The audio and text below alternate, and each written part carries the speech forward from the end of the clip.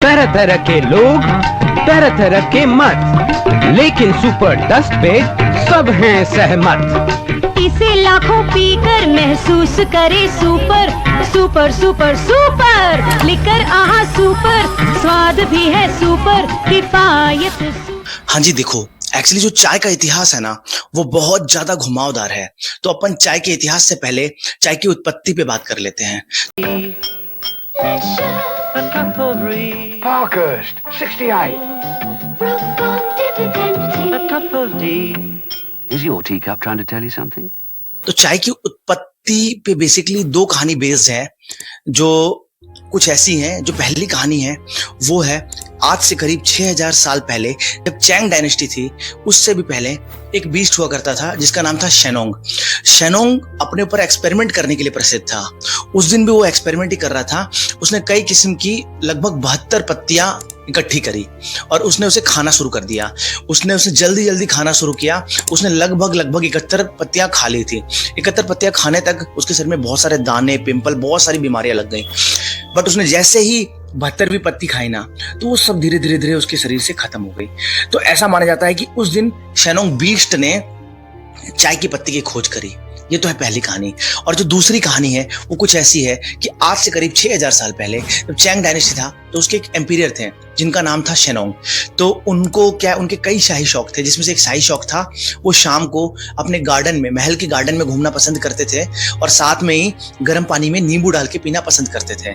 तो वही जो Luke warm water with lemon आज प्रसिद्ध है, उसे पहले वो गर्म पानी में नींबू डाल के पिया करते थे। तो उस दिन भी कुछ ऐसा ही हो रहा था। वो अपने गार्डन में घूम रहे थे। उनका एक बटलर उनके लिए पानी गर्म कर रहा था, उसमें नींबू डाल चुका था। पास में ही लगे पौधे से एक पत्ता उड़ के आया जो पानी में गिर गया। वो जब पत्ता पानी में गिरा तो पानी का रंग चेंज होने लगा, वो हल्का हल्का लाल हो गया और उससे भीनी भीनी खुशबू आने लगी। राजा ने जब उसे फील किया, महसूस किया उस खुशबू को, तो राजा ने उसको बोला कि चाय में आज क्या डाला है। तो बटलर ने देखा उसमें एक पत्ती गिरी हुई है। उसने राजा को बोला कि अब ये पानी बेकार हो चुका है, इसे फेंकना पड़ेगा, इसमें कोई पत्ती आके गिर गई है। राजा ने बोला मैं इसे टेस्ट करूंगा।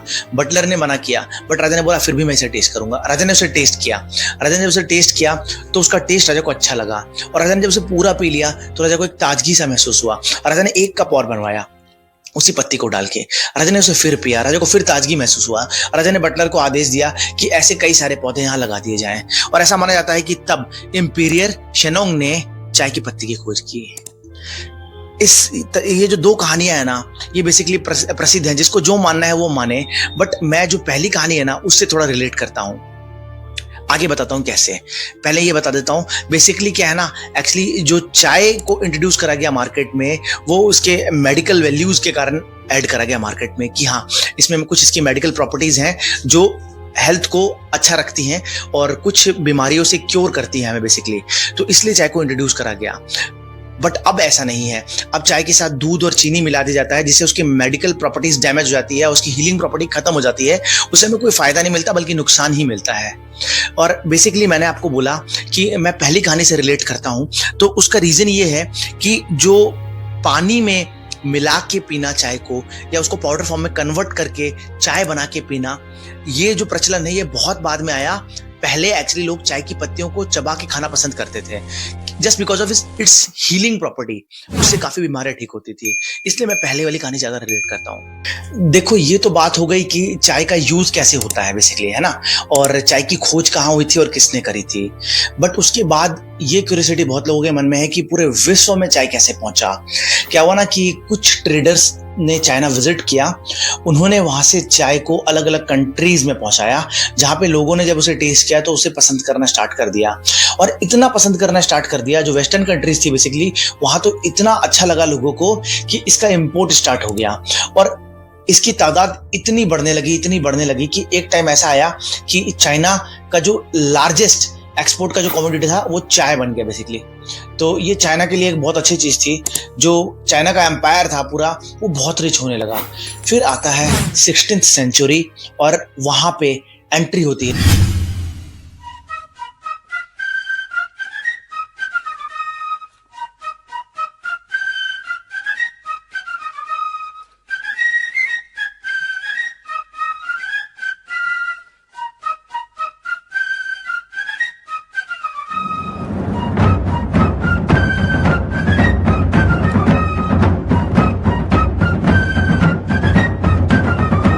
आप सोच रहे होंगे कि ईस्ट इंडिया कंपनी की भी एंट्री हो गई, बट यहाँ इंडिया कहाँ से आ गया, है ना, कि इंडिया में चाय का इंपोर्ट, या फिर इंडिया में अभी तक तो कुछ ऐसा हुआ नहीं है, तो इंडिया में चाय इतना ज़्यादा क्यों प्रचलित है। तो बेसिकली उसकी शुरुआत यहीं से होती है कि इंडिया उस टाइम पे सबसे बड़ा पैदावार इंडिया में होता था ओपीएम का, ठीक है। और जो चाइना ट्रेड करता था ना चाय का, वो बेसिकली उस टाइम पे सिल्वर कॉइन्स में करता था, क्योंकि ओपीएम बहुत कॉस्टली होता था कंपेरेटिवली चाय। तो जो ब्रिटिशर्स थे और जो ईआईसी थी बेसिकली ईस्ट इंडिया कंपनी, उन्होंने दिमाग लगाया अपना, उन्होंने चाइना को ऑफर किया कि तुम हमें चाय दो। और क्योंकि जो ईस्ट इंडिया कंपनी थी, उन्होंने फ्यूचर देख लिया था कि जो चाय का मार्केट है वो बहुत बड़ा है और एशिया बहुत अपने आप में, एशिया का मार्केट बहुत बड़ा है। तो उन्होंने चाइना को ऑफर किया कि तुम हमें चाय दो, हम तुम्हें ओपीएम देंगे। तो इससे मतलब एक तीर से दो शिकार कर रहे थे वो, कि एक चाइना का मतलब एक्चुअली चाइना की जो पॉपुलेशन थी बहुत ज्यादा थी उस टाइम पे, ठीक है। और क्या चाइना एक मतलब स्ट्रॉन्गेस्ट कंट्री भी कंपेरेटिवली था उनके आगे, ठीक है। तो उन्होंने दिमाग लगाया ईस्ट इंडिया कंपनी ने और पूरे चाइना में ओपीएम सप्लाई स्टार्ट कर दिया और साथ में चाय का इंपोर्ट स्टार्ट कर दिया।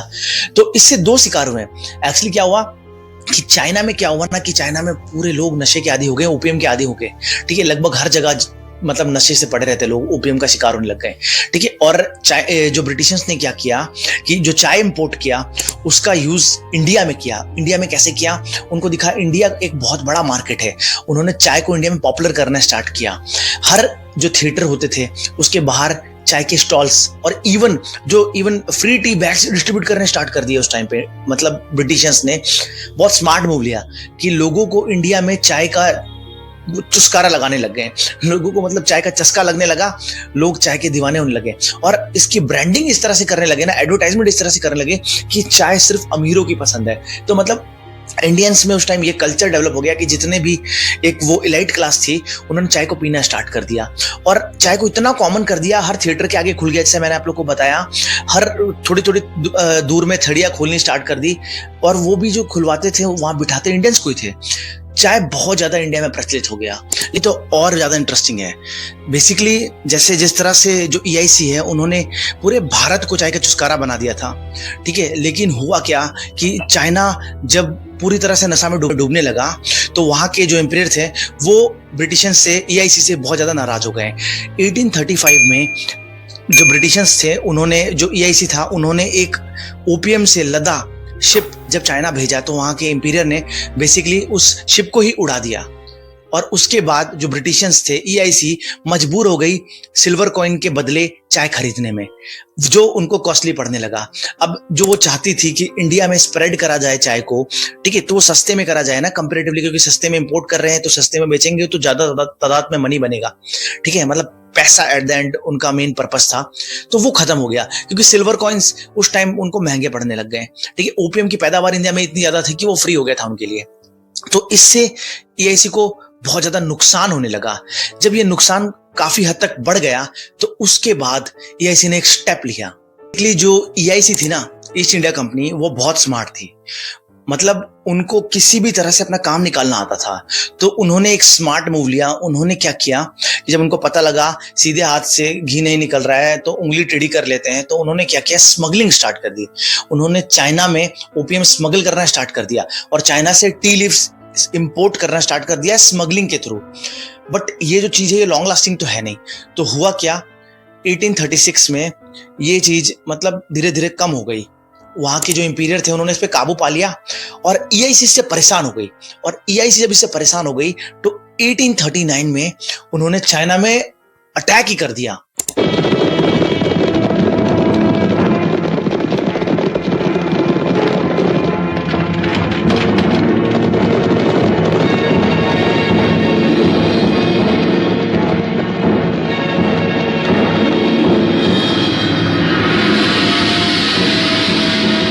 किया कि हम एक वॉर करेंगे चाइना में, और उन्होंने चाइना के साथ वो वॉर स्टार्ट कर दी 1839 में, जिसे बोला जाता है फर्स्ट ओपीएम वॉर 1839, जो चाइना और ईआईसी के बिटवीन, मतलब इन दोनों के बीच हुआ था।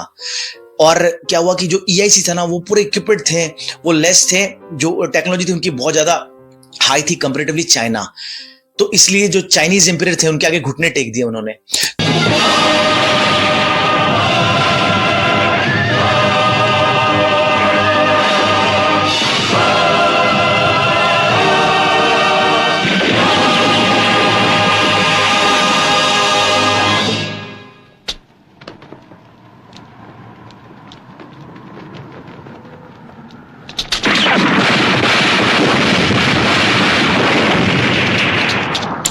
चाइना हार गई वॉर। अब उसके बाद हुआ क्या, उसके बाद जो ब्रिटिशर्स थे, जो EIC था, उसने अपने अकॉर्डिंगली ट्रेडिंग स्टार्ट करवाई चाइना से। उन्होंने अपने अकॉर्डिंगली मंगवाना स्टार्ट किया, लेकिन उनको ये चीज पता थी कि समहाउ जो पैदावार है वो चाइना में ही हो रहा है, और जो बना रहे हैं टी लीव्स को वो चाइनीज ही बना रहे हैं, मतलब उगा रहे हैं बेसिकली। तो इसके ऊपर किसी तरह से हमें मतलब कब्जा करना पड़ेगा, कुछ ऐसा करना पड़ेगा। तब उन्होंने एक स्मार्ट डिसीजन लिया। EIC ने एक यूनिट बनाई और उन्होंने उस यूनिट के थ्रू एक चीज डिसाइड किया कि जो चाइना के ऊपर से ये जो टी की डिपेंडेंसी है इसे कैसे हटाया जाए। तो उन्होंने अपना एक बंदा रॉबर्ट फॉर्चून को चाइना भेजा, जो कि एक हर्बलिस्ट था बेसिकली, ठीक है, जिसे हर्बल का अच्छा खासा नॉलेज था, इसलिए भेजा कि वो जाके वहां पे टी लीव से रिसर्च करे। बट एक्चुअल में जो उसका मोटिव था वो ये नहीं था, EIC का मोटिव ये नहीं था। उन्होंने रॉबर्ट को इसलिए भेजा था कि वो किसी तरह से चाइनीज टी लीव्स जो हैं उसके बारे में स्टडी करे और उसके प्लांट को इंपोर्ट कर ले इंडिया में, है ना, इंडिया में इंपोर्ट कर ले। तो वो गया, उसने जो पूरा प्लान बना हुआ था उसके अकॉर्डिंगली सब कुछ करा और सक्सेसफुली जो टी के प्लांट्स थे उसको उसी तरीके से इंपोर्ट कर लिया इंडिया में, मतलब लेके आ गया इंडिया में जिस तरीके से इनका प्लान बना हुआ था। तो ये प्लान उनका सक्सेसफुल हुआ। अब इंडिया में आने के बाद उन्होंने इंडिया में सेलेक्ट किया आसाम को, क्योंकि वहां की पैदावार बहुत अच्छी है। EIC बहुत स्मार्ट थी, उनको पता था कि वहां की पैदावार बहुत अच्छी है, सारे पूरे भारत पे नजर थी उनकी। उन्होंने क्या किया, उन्होंने जो प्लांट इंपोर्ट किया था वहां से, वो जो प्लांट इंपोर्ट किया था उसको लगाया। उसको लगाने के बाद उस पर रिसर्च स्टार्ट कर दिया। जब उस पर रिसर्चेस हुए तो उन्होंने उसका कल्टीवेशन करना सीख लिया और उसको कल्टीवेट करके असम में इंडिया का फर्स्ट टी गार्डन लगाया, जो कि इंडिया ही नहीं एशिया का फर्स्ट टी गार्डन था बेसिकली। और जैसे जैसे मतलब उनका वो टी गार्डन ग्रो हुआ, उसके बाद देखा उनके रिजल्ट्स अच्छे थे, तो उन्होंने और भी टी गार्डन असम में लगाना स्टार्ट किया और धीरे धीरे जो मतलब ऑलमोस्ट पूरा असम को कवर कर लिया उन्होंने, और वहां पे बहुत सारे टी गार्डन्स लगा दिए और उनका जो सप्लाई है वो बढ़ गया। मतलब हर पूरे वर्ल्ड में सप्लाई स्टार्ट कर दिया उन्होंने, पूरे वर्ल्ड में और हर जगह पे, हर कंट्री में, मतलब उन्होंने उसको सप्लाई किया और बहुत पैसे छापे, ब्रिटिशर्स ने बहुत पैसे छापे इंडिया के बदौलत। और उसके बाद इंडिया का मार्केट तो उनको पता ही था, इंडिया में उन्होंने इसको बहुत अच्छे तरह से स्प्रेड कर दिया। और उसमें भी कुछ एक मतलब छोटी मोटी चीजें थी, जो चाय थे बेसिकली। चाय को प्रोसेस करने के बाद ना 2 तरह की चाय निकलती थी, जो प्रीमियम क्वालिटी थी उसको पूरे वर्ल्ड में एक्सपोर्ट करते हैं वो, और जो बाकी रेस्ट बच जाता ना उसको इंडिया में स्प्रेड करते हैं वो। इंडिया में मैंने आप लोग को बताया प्रीवियसली कि जो थड़ियाँ खोली थी उन्होंने, जो थिएटर के बाहर उन्होंने छोटे छोटे चाय के वो गुमटियाँ खोल दी थी उन्होंने, तो उसमें बनाना चाय अपने मतलब इंडियंस को ही रख के, ठीक है, लेकिन वो जितने भी होते थे सब ब्रिटिशर्स के होते थे, उन्होंने बेचना स्टार्ट कर दिया और चाय की लत लगा दी इंडिया को। तो जो भी है ये चाय का जो कल्चर है ना, ठीक है, ये हमारा नहीं है, मतलब हमारा बोले तो इंडियंस का नहीं है, ठीक है। हम लोग कभी चाय पीते ही नहीं थे, ठीक है, हम दूध पीते थे, ठीक है। इसीलिए जो ब्रिटिशर्स हैं, आप कभी भी अगर आपने कभी मतलब वीडियोस में देखा हो, ठीक है, ये रिलेट कर सकें, तो वो लोग जो चाय को ना रॉ पसंद करते हैं, उसमें मिल्क ऐड नहीं करते हैं, ठीक है।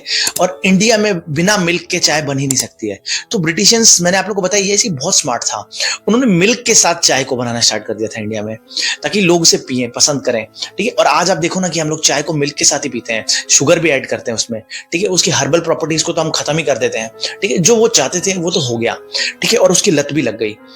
और इस तरह से लग गई कि आज हर 2 बंदे में एक बंदा 3.5 कप चाय डेली पीता है, मतलब ऑलमोस्ट डेली कंजप्शन आफ्टर 2 एक का 3.5 कप है। ये मैं नहीं बोल रहा हूं, ये भी रिपोर्ट बोल रही है। तो ये अपने आप में बहुत सरप्राइजिंग है, जो खत्म ही नहीं होगा, ठीक है। और ये खत्म नहीं होगा, ये कल्चर कभी, टी कल्चर इंडिया से कभी खत्म नहीं होगा, ठीक है। तो कुछ एक ऐसे स्मार्ट मूव थे EIC के, ईस्ट इंडिया कंपनी के, जो लिटरली इतने सक्सेसफुली उन्होंने कर दिए हैं, जो अभी कभी खत्म ही नहीं होंगे। तो आप लोगों से मैं यही बोलना चाहूंगा कि बेसिकली क्या है ना, कि जो चाय है ना, चाय को मत पीजिए, इसकी जो लत है ना वो बहुत खराब है, ठीक है। और ये सबको लग चुकी है, मुझे भी। मिलते हैं एक और नए वीडियो में, बने रहिए चैनल पे।